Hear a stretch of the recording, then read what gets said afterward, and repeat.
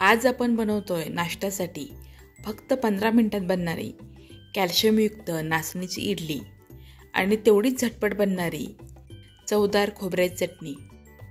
नाचणीची इडली बनवण्यासाठी लागणारं साहित्य आहे 1 वाटी नाचणीचं पीठ, 1 वाटी रवा आणि 1 वाटी दही आणि याबरोबरच लागेल 1 वाटी पाणी। रवा जाड किंवा बारीक कोणताही वापरला तरी चालेल।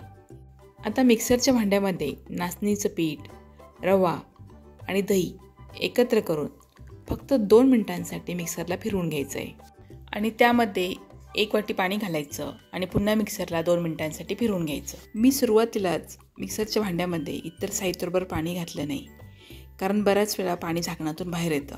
त्यामुळं मी आधी इतर साहित्याची पेस्ट बनवून घेतली आणि मग त्यामध्ये पाणी घातलं।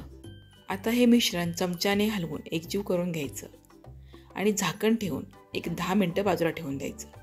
आपण यामध्ये रवा घातला आहे, तर रवा भिजण्यासाठी आपल्याला 10 मिनिटं लागतील। तेवढ्या वेळेमध्ये आपण इडलीबरोबर खाण्यासाठी चटणी बनवून घेऊ।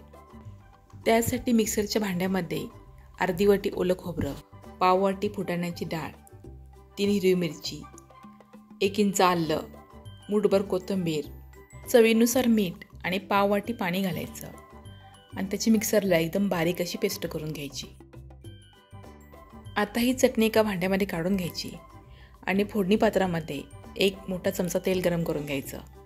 त्यामध्ये अर्धा चमचा मोहरी, पाव चमचा जिरं आणि 7 ते 8 कढीपत्त्याची पानं घालायची आणि ही फोडणी गरम असताना चटणीवर घालायची, म्हणजे आपली चवदार खमंग अशी चटणी तयार।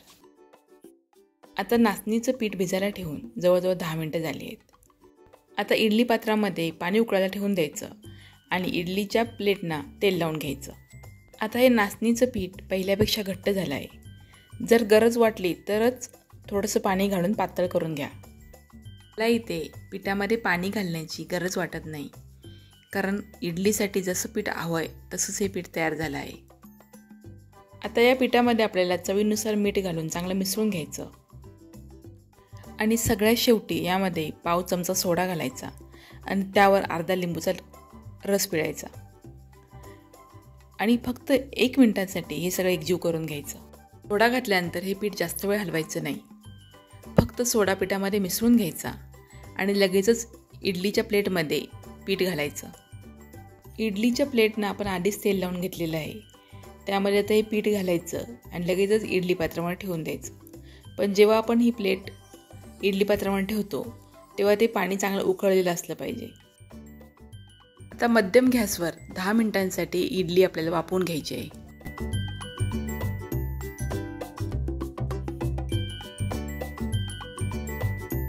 आता 10 मिनिटं झाली आहेत आणि आपली इडली तयार झाली आहे, पण ही लगेच काढायची नाही। एक 2 ते 3 मिनिटं आपल्याला ही अशीच बाहेर काढून ठेवायची आहे, म्हणजे ती प्लेटपासून लगेच वेगळी होते।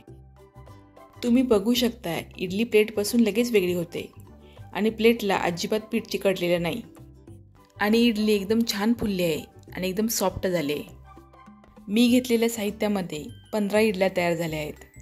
तर कधीतरी नाश्त्यामध्ये बदल म्हणून किंवा नाचणीची भाकरी खायचा कंटाळा आला तर तुम्ही ही नाचणीची इडली बनवू शकता। तर अशी ही झटपट बनणारी नाचणीच्या पिठाची इडली एकदा नक्की बनवून पहा आणि व्हिडिओला लाईक, शेअर आणि कमेंट करा। चॅनलवर नवीन असाल तर सबस्क्राईब करा। धन्यवाद।